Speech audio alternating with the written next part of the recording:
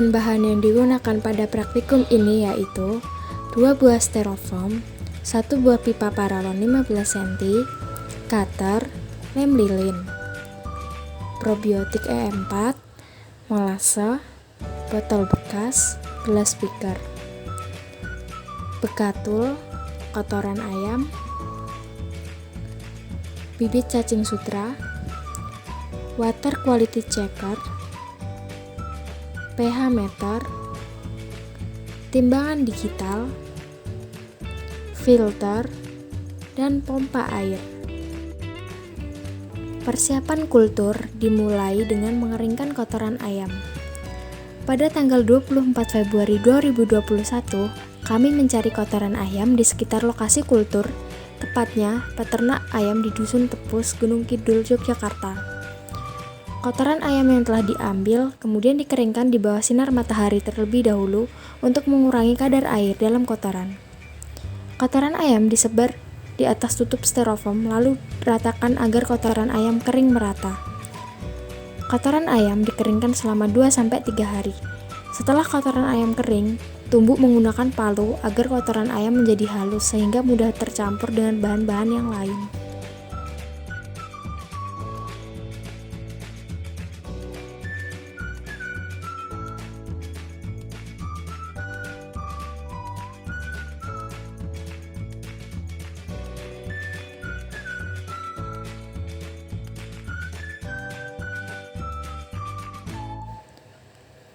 Proses pembuatan wadah pemeliharaan cacing sutra yaitu dengan menyiapkan 2 buah styrofoam yang berfungsi sebagai wadah pemeliharaan dan tandon. Untuk wadah pemeliharaan, bagian samping diberi lubang untuk pemasangan pipa paralon sebagai keluarnya air dari wadah pemeliharaan menuju tandon.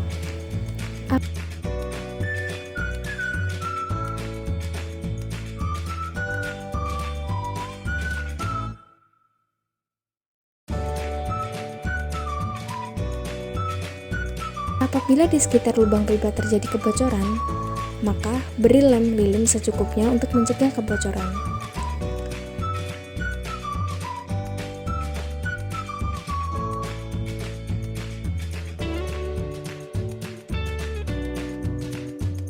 Setelah pemasangan pipa paralon, letakkan styrofoam di lokasi kultur.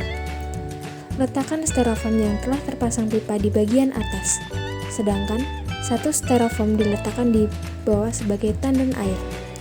Setelah itu, pasang selang dan pompa. Letakkan pompa di tandon lalu isi air.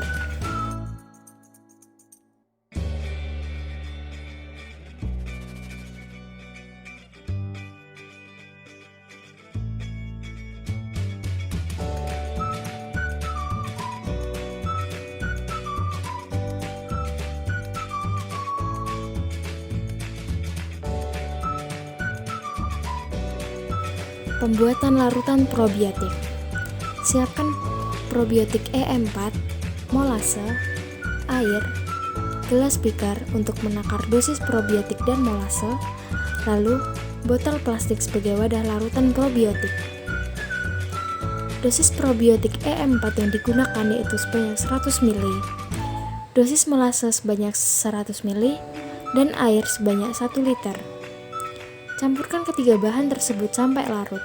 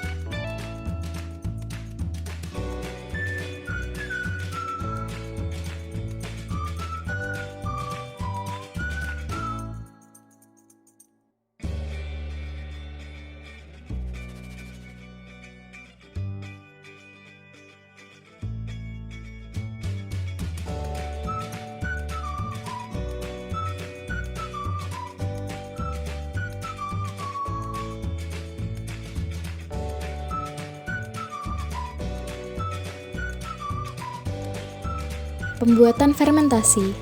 Siapkan wadah ember sebagai tempat untuk mencampurkan bahan-bahan fermentasi seperti kotoran ayam, bekatul, dan probiotik. Tuang kotoran ayam dan bekatul, lalu tuang larutan probiotik sedikit demi sedikit sambil diaduk.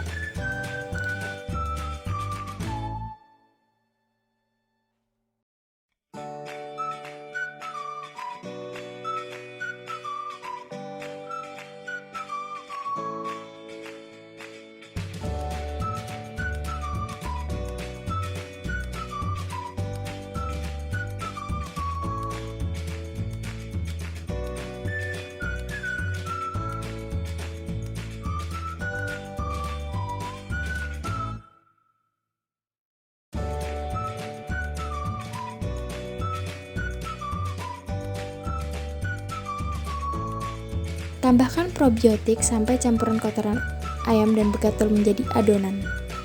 Tidak terlalu cair dan tidak terlalu padat. Pastikan larutan probiotik menyerap ke adonan tersebut. Alasan kami menggunakan kotoran ayam sebagai bahan untuk fermentasi karena menurut Fajri et al. 2014 yang menyatakan bahwa kotoran ayam memiliki kandungan protein sebesar 12,27%, lemak sebesar 0,35%, abu sebesar 7,54%.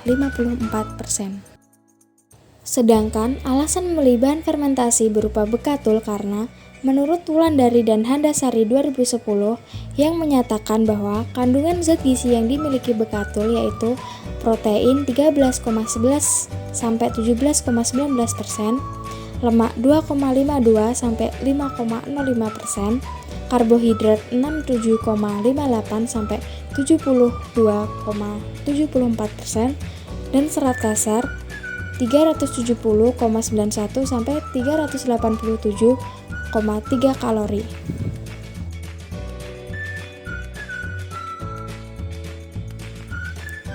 Adonan kotoran ayam dan bekatul yang sudah jadi lalu dimasukkan ke dalam plastik dan ditali. Pastikan plastik kedap udara agar proses fermentasi berhasil. Menurut Suharyadi 2012 yang menyatakan bahwa tujuan dari fermentasi yaitu membuat media pemeliharaan menjadi busuk dan terurai serta larut dalam air sehingga dapat digunakan sebagai makanan cacing sutra saat pemeliharaan.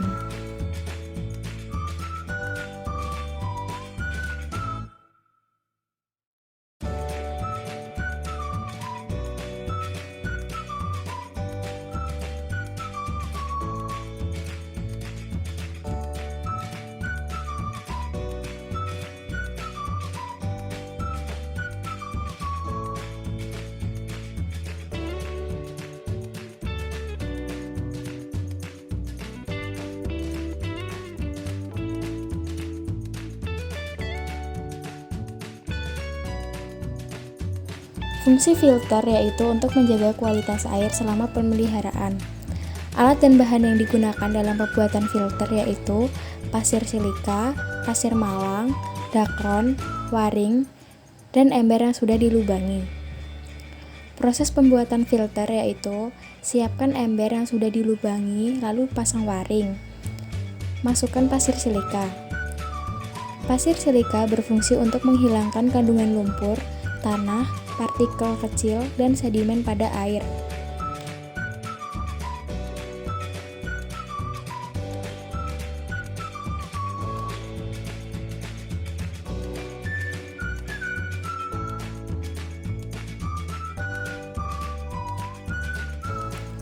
Lalu, masukkan pasir malang. Pasir malang mampu menjadi substrat yang mampu menjernihkan air karena memiliki komposisi seperti CaO, Al2O3, dan FeO.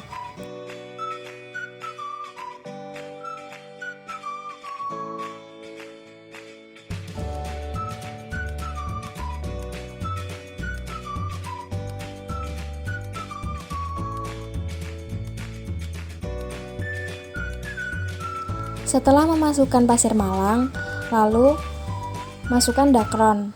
Dakron berfungsi sebagai filter mekanik yang berfungsi untuk menyaring dan menangkap kotoran halus dari kolam.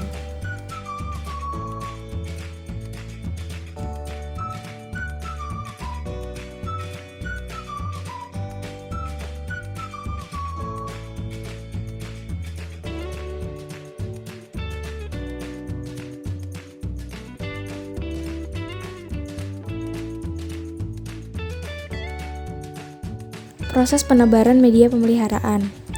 Fermentasi yang sudah berlangsung selama 7 hari kemudian dibuka lalu disebar ke dalam wadah pemeliharaan cacing sutra. Ciri-ciri fermentasi yang berhasil dapat dilihat dari aroma.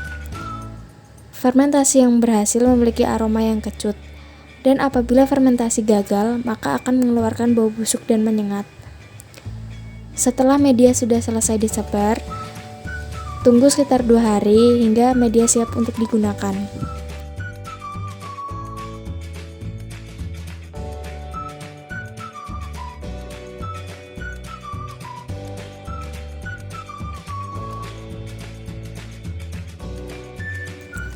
Sebelum cacing ditebar, lakukan penimbangan terlebih dahulu agar dapat diketahui bobot awal tebar. Tebar cacing sutra ke dalam wadah pemeliharaan secara merata. Cacing sutra yang digunakan pada praktikum ini diperoleh dari pembudidaya cacing sutra yang ada di daerah Piungan, Wonosari, Yogyakarta. Kegiatan budidaya cacing sutra perlu dikembangkan sebagai solusi untuk mengatasi ketergantungan cacing sutra hasil pengumpulan dari alam dan untuk menghasilkan cacing sutra yang lebih berkualitas. Media kultur memegang peranan sangat penting terhadap keberhasilan budidaya cacing sutra. Berdasarkan penelitian yang dilakukan Suharyadi 2012 yang menyatakan bahwa keberhasilan budidaya cacing sutra sangat bergantung terhadap nutrisi makanan yang diperoleh dari lingkungannya.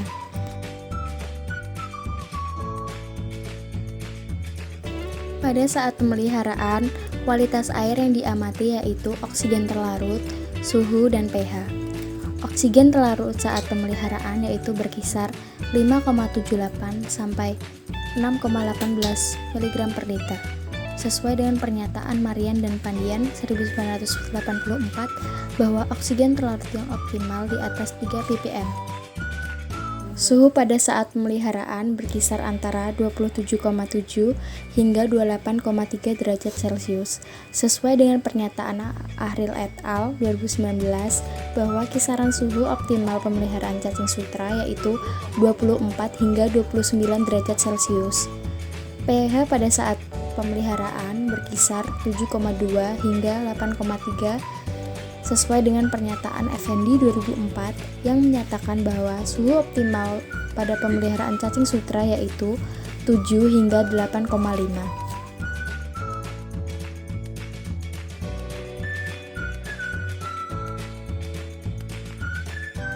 Penurunan jumlah cacing sutra yang terdapat pada media kultur diduga karena adanya kompetisi ruang dan makanan dalam media kultur. Semakin meningkatnya jumlah individu cacing pada media menyebabkan berkurangnya ruang gerak untuk pertumbuhan.